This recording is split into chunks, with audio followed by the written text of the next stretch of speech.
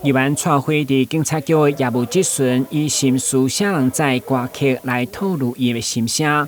原来108年12月中选举期间，伫国民党后壁党部发生了炸弹攻击事件，结果攻击嫌犯109年伫看守所死亡一案。议员认为代志并无单纯，不过警方对案情的侦办方向甲进度拢无任何交代。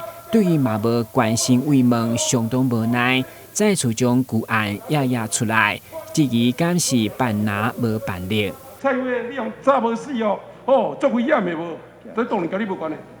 有啥人关心无讲？啥人关心啦？有甲报告进度无啦？有甲讲这两行伫甲个红咩裤无啦？有人甲慰问无啦？有甲讲进度，有人甲讲要甲炸死迄个人。当然啦，甲你解说吼，甲你关心，你的程度可能无，互你感觉你会满意。啊，啥甲讲啊？啊，这阮会检讨改进。先啊，是啦。啊，事情嘛是有甲你报告啦，案情嘛有拢甲你说明啦。你拢赶紧要破案，大家要报升迁，要升迁个上报纸咧，回家咧，这个警察大队长反对啦，报纸拢砍的啦。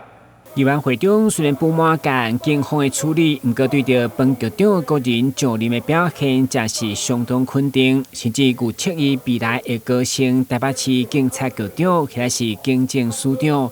对此，本局长表示，伊就是做好担市警察局长的任务，无任何想法。台南新闻，军事林根采访报道。